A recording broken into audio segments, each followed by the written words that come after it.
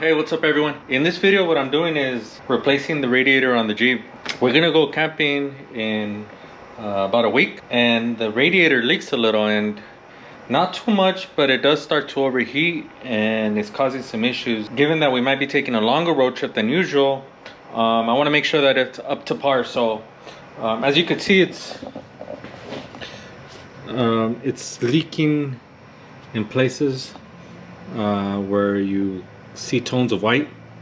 So anyways, I am going to vlog the process of replacing the Jeep, in case you guys are also have a Jeep and are towing or just need to replace your radiator.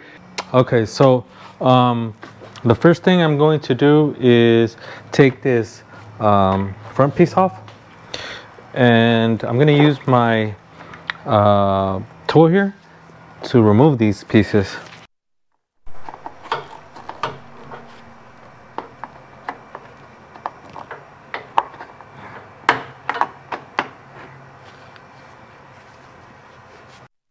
Okay, I've removed the trim pieces. Let's see if I can take this thing off. By the way, these are not real mechanic gloves. These are, I don't know, latex gloves that I had around the house. This is not a professional channel. This is a DIY channel. Just in case you forgot. Alright, something fell. Alright, there goes that.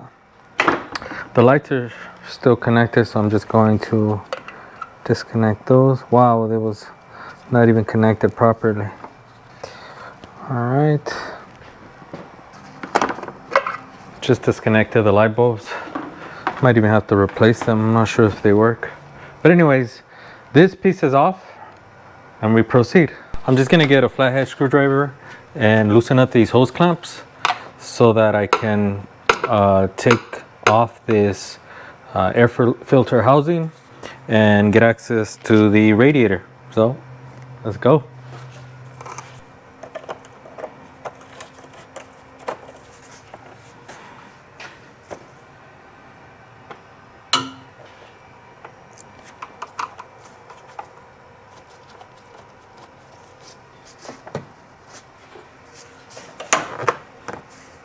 Okay, that's loose. Okay, so now I'm going to loosen up these 10mm bolts using my ratchet.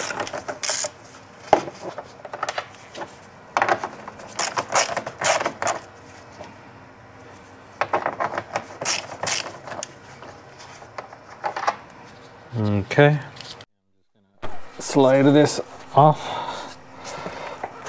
Okay. And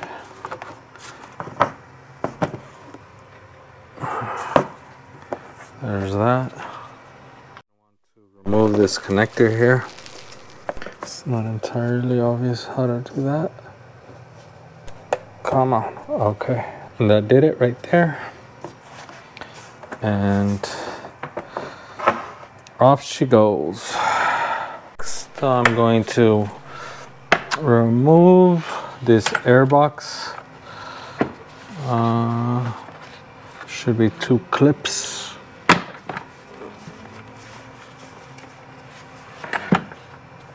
Honestly, I don't need to, might not even need to take the clips off. Nonetheless, I'll also need to remove this hose.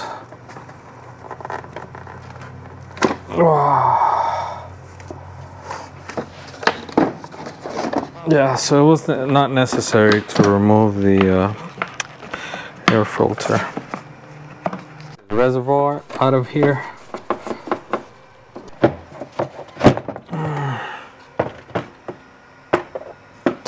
And also unplug it here. Oh, darn it. Well, there you go. Okay, now I'm going to remove these retainers to take this piece off. And I'll try to do it without breaking anything. Can't promise that I will succeed at not breaking them.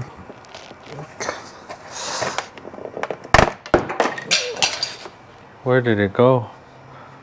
All right, well, I'm gonna have to find that piece later.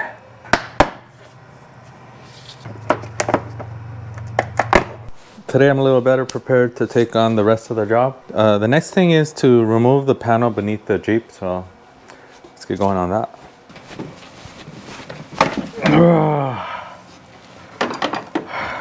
There you go. Alright, well, I got the piece out, but that was pretty brutal. Just a heads up, fellas. Alright, now I'm gonna empty out the radiator. It's not emptying out. Going on! If it was easy, everyone would do it. And that looks good. Alright, I'm just gonna let it empty out. The radiator's emptying out. While I'm emptying out the radiator fluid, the coolant I should say, I'm gonna take off these bolts here with a 8 or 10 millimeter socket.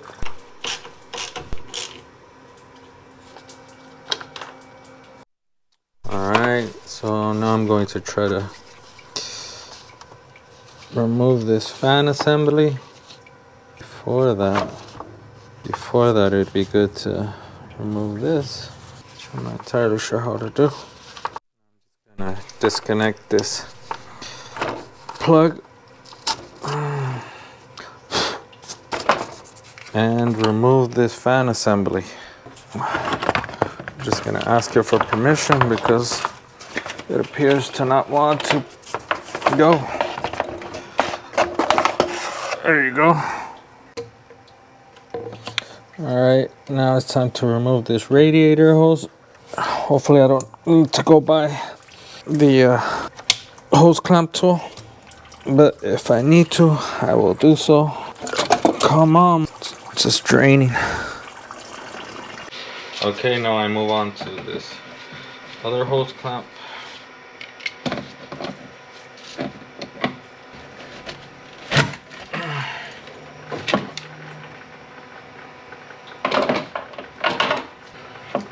I don't know what that noise was, but it's off.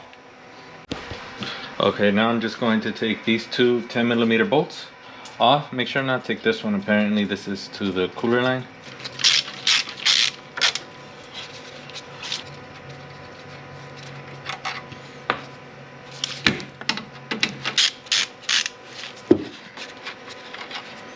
Cooler line bolts. Okay. Now we're taking this 8 millimeter bolt off. Now what's next is to get these two bolts here off. 8 millimeter bolts. That one and this one that's hidden. Okay, so this 8 millimeter socket. I have this swivel socket.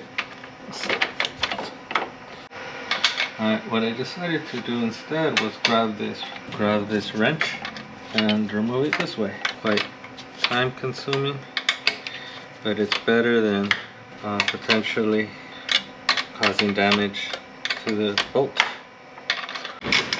Okay, so now, oh darn it.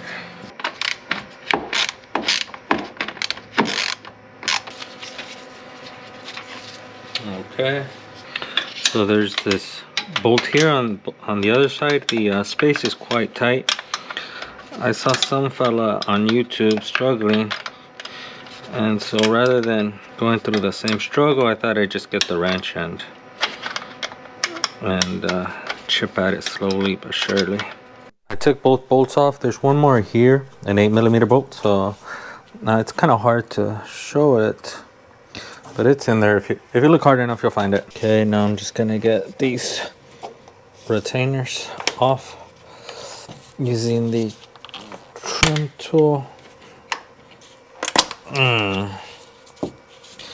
Alright, there's that 8 millimeter socket right there that holds the radiator as well as those cooler lines. So I have to take this 10 millimeter socket that's in here, this one here, off. Okay, so I detached the cooler lines from the radiator, and now let's see if I can get this sucker out.